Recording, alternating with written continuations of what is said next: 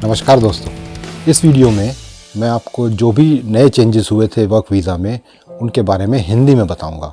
अभी कुछ ही दिन पहले मैंने अंग्रेज़ी में एक बहुत ही डिटेल्ड वीडियो बनाया था। उसके बाद मुझे कई लोगों ने मैसेज करके बताया कि आप ये जानकारी कृपया करके हिंदी में दें, तो लिहाजा ये वीडियो मैं आपको हिंदी में बताऊँगा, जिसमें बहुत ही सिंपल लैंग्वेज में सारे चेंजेस बता दूँगा। बहुत ही छोटा वीडियो है, ये उनके लिए है जो लोग पहली बार नया एप्लीकेशन वर्क वीज़ा एप्लीकेशन लगाना चाहते हैं।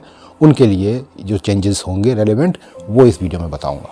तो अभी आपने देखा होगा कि यूट्यूब पर भरमार आई हुई है न्यूजीलैंड वर्क वीज़ाज़ के वीडियोस की, जिसमें ज़्यादातर लोग आपको जो जानकारी दे रहे हैं वो लाइसेंस नहीं है। तो यहाँ मैं आपको फिर से एक बार गुजारिश करना चाहूँगा कि आप जब भी कोई जानकारी लें, किसी से भी डील करें, आप प्लीज़ न्यूजीलैंड के लिए कम से कम ये इंश्योर करें कि जो शख्स आपको जानकारी दे रहा है वो लाइसेंस्ड है भी या नहीं। अगर वो लाइसेंस नहीं है तो कृपया करके उनसे आप डील ना करें। इसको आप सीरियसली लें। न्यूजीलैंड इमिग्रेशन एडवाइस आप किसी से भी ना लें अनलेस वो लॉयर हो या फिर वो इमिग्रेशन एडवाइज़र हो। इसके लिए मैंने आपको नीचे 2 लिंक्स दिए हैं जिनमें आप क्लिक करके आपको सिर्फ उसका नाम टाइप करना है, और उसका नाम टाइप करके अगर तो वो लाइसेंस्ड हुआ तो आपको उसका लाइसेंस दिख जाएगा, नहीं हुआ तो नहीं दिखेगा। इतनी सिंपल सी कहानी है। तो आपसे मेरी गुजारिश है आप ज़रूर इंश्योर करें, नहीं तो स्कैम में फंसने का आपके लिए ऊपर ख़तरा हमेशा रहेगा। और एक गुजारिश मैं और करूंगा कि अगर आपको मेरे वीडियोस इन्फॉर्मेटिव लगते हैं, आपको लगता है कि यहाँ से सही जानकारी मिलेगी आपको, तो मेरी हमेशा कोशिश यही रहती है कि जब भी कोई चेंज होता है मैं अपडेट कर देता हूँ अपने वीडियोज़ में, और आपको ये भी इंश्योर करता हूँ कि मैं एक लाइसेंस्ड इमिग्रेशन एडवाइज़र हूँ और जो भी जानकारी देता हूँ वो एक्यूरेट जानकारी देता हूँ। तो अगर आपको एक्यूरेट जानकारी चाहिए तो आप मेरे चैनल को ज़रूर सब्सक्राइब करें, जिससे कि आपको समय समय पर जब भी कोई चेंज होगा आपको उसकी नोटिफिकेशन आ जाएगी।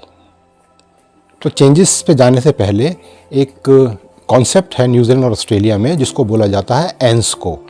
इसका फुल फॉर्म है Australian and New Zealand standard classification of occupations. इसका साधारण आसान मतलब ये है कि न्यूजीलैंड और ऑस्ट्रेलियन गवर्नमेंट ने सारी जितनी भी जॉब्स होती हैं, जितनी भी ऑक्यूपेशंस होती हैं, उनको अलग अलग स्किल लेवल्स में बांटा हुआ है।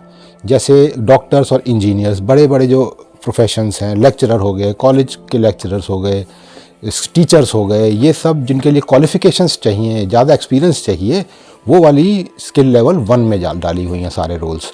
उसके बाद जिसके लिए थोड़ा कम क्वालिफ़िकेशन या एक्सपीरियंस चाहिए, जैसे कि आईसीटी टेक्नीशियंस हो गए, या फिर आपके शेफ़्स हो गए, या फिर आपके मैनेजर्स हो गए, रिटेल मैनेजर्स हो गए, इन लोगों के लिए स्किल लेवल 2 है। इसी तरह से स्किल लेवल 3 में जो प्रोफेशनल्स हैं जिनके लिए क्वालिफ़िकेशंस थोड़ी कम और चाहिए, लेकिन हाँ उनके लिए स्किल्स ज़्यादा चाहिए, जैसे कि इलेक्ट्रीशियंस हो गए, प्लम्बर्स हो गए, इसी तरह के प्रोफेशंस को स्किल लेवल 3। उसके बाद स्किल लेवल 4 में भी ऐसे ही, जैसे बस ड्राइवर्स हो गए, ट्रक ड्राइवर्स हो गए, इस तरह के लोगों को स्किल लेवल 4 में आ जाते हैं। और स्किल लेवल 5 में जिनके लिए क्वालिफ़िकेशंस और एक्सपीरियंस की कोई ख़ास ज़रूरत नहीं होती, वो रोल्स आते हैं, जैसे कि किचन हैंड्स हो गए, लेबरर्स हो गए, स्मॉल वर्कर्स हो गए, इस तरह के रोल्स स्किल लेवल 5 में। ये बताना इसीलिए ज़रूरी था क्योंकि आगे जो भी चेंजेस आप सुनेंगे उनमें आपको ये स्किल लेवल्स की जानकारी होना ज़रूरी है। तो अब चेंजेस की बात करते हैं। मोटे मोटे 3 चेंजेस हुए हैं अभी, जो नए वीज़ा चेंजेस हुए हैं। इनमें सबसे पहला चेंज है मिनिमम स्किल रिक्वायरमेंट। तो अब जो भी आप न्यूजीलैंड में वर्क वीज़ा लगा रहे हैं, पहली बार जब भी लगाएंगे तो आपको एक मिनिमम स्किल लेवल तो पूरा करना ही पड़ेगा। अब क्या है वो स्किल लेवल? उसमें 2 ऑप्शंस हैं आपके पास। पहला ऑप्शन तो ये है कि आपके पास उस प्रोफेशन के लिए, उस काम के लिए 3 साल का रेलेवेंट वर्क एक्सपीरियंस होना चाहिए। फॉर एग्ज़ाम्पल, आपको यहाँ पर कोई रिटेल मैनेजर का जॉब ऑफ़र मिलता है, तो आपको इमिग्रेशन को अप्लाई करने से पहले आपको ये दिखाना होगा कि देखिए जी, मेरे पास 3 साल या उससे ज़्यादा का रिटेल मैनेजर का या किसी चीज़ को संभालने का, मैनेज करने का रेलेवेंस एक्सपीरियंस है। उसमें आपका सिर्फ सीवी ही नहीं चलेगा कि आपने सीवी दे दिया और आपका एविडेंस हो गया, नहीं। उसमें आपको बाकायदा अपने पुराने एम्प्लॉयर्स से सर्टिफिकेट्स या लेटर्स, कंफर्मेशन चाहिए, या फिर आपके टैक्स रिकॉर्ड्स दिखाने हैं, या फिर आपके एम्प्लॉयमेंट एग्रीमेंट्स हों, बैंक स्टेटमेंट्स जिसमें सैलरी आती हुई दिख रही है, तो ये सब आपके एविडेंस के तौर पे माने जा सकते हैं। तो पहला तो ये हो गया कि या तो आपके पास 3 साल का एक्सपीरियंस हो। अगर आपके पास 3 साल का एक्सपीरियंस नहीं है तो आपके पास एक कम से कम लेवल 4 क्वालिफ़िकेशन न्यूजीलैंड के हिसाब से होनी चाहिए। सपोज़ आपके पास इंडिया का कोई डिप्लोमा है, तो वो डिप्लोमा यहाँ के लेवल 4 के जितना है या नहीं, उसको कंफर्म करने के लिए आपको उस डिप्लोमा को न्यूजीलैंड क्वालिफ़िकेशन अथॉरिटी, जो कि NZQA कहा जाता है जिसको, वहाँ से असेस कराना पड़ेगा। जब वो असेस कराओगे तो उसकी एक रिपोर्ट आपको मिलेगी जिसमें लिखा होगा कि हाँ ये वाला जो आपका क्वालिफ़िकेशन है ये न्यूजीलैंड के हिसाब से कौन से लेवल की है। अगर तो वो लेवल 4 से ऊपर है या लेवल 4 है तो आप उस रिपोर्ट को लगा सकते हो इस एप्लीकेशन के साथ। अगर आपके पास फॉर एग्ज़ाम्पल बैचलर्स डिग्री है तो आपको इस IQA या फिर न्यूजीलैंड क्वालिफ़िकेशन अथॉरिटी से अपना क्वालिफ़िकेशन असेस कराने की ज़रूरत नहीं है, क्योंकि बैचलर्स डिग्री को जनरली न्यूजीलैंड इमिग्रेशन मान लेती है।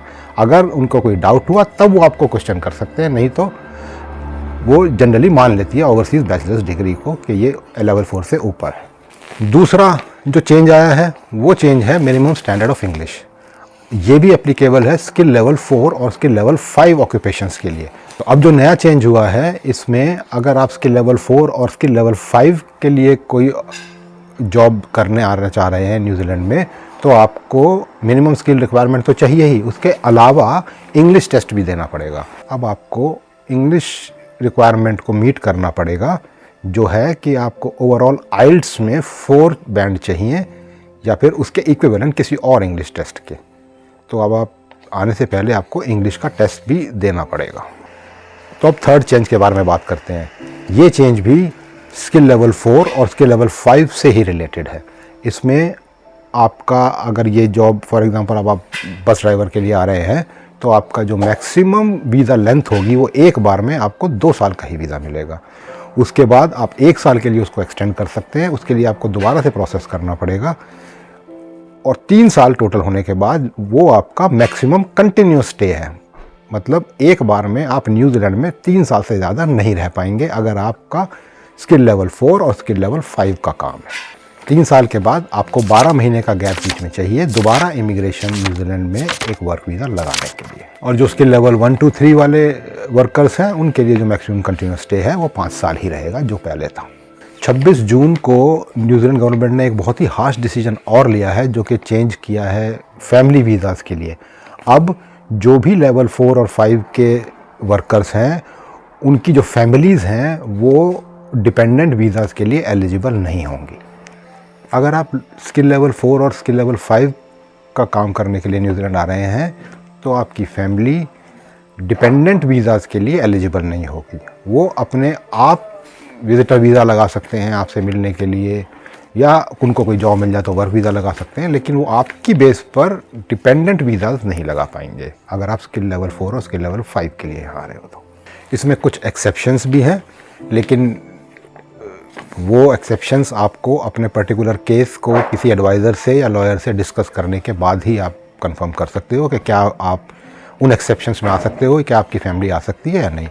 तो सारी बातों का निचोड़ ये है कि जब भी आप न्यूजीलैंड में आएँ तो बेहतर यही रहेगा कि आप किसी लाइसेंस्ड इमिग्रेशन एडवाइज़र से या किसी लॉयर से कंसल्ट करके ही अपना वीज़ा एप्लीकेशन लगाएं, क्योंकि न्यूजीलैंड इमिग्रेशन बहुत ज़्यादा कॉम्प्लेक्स पॉलिसीज़ हो गई हैं। अब ज़रा से पॉइंट्स हैं जिनकी वजह से लोगों के वीज़ाज़ डिक्लाइन हो जाते हैं। तो मेरा यही एडवाइस रहेगा आप सब लोगों को कि जब भी आप न्यूजीलैंड के लिए कोई भी वीज़ा लगाएं तो किसी प्रोफेशनल की हेल्प लेना बेहतर रहता है हमेशा। मेरे कॉन्टैक्ट डिटेल्स आपको डिस्क्रिप्शन सेक्शन में मिल जाएंगे।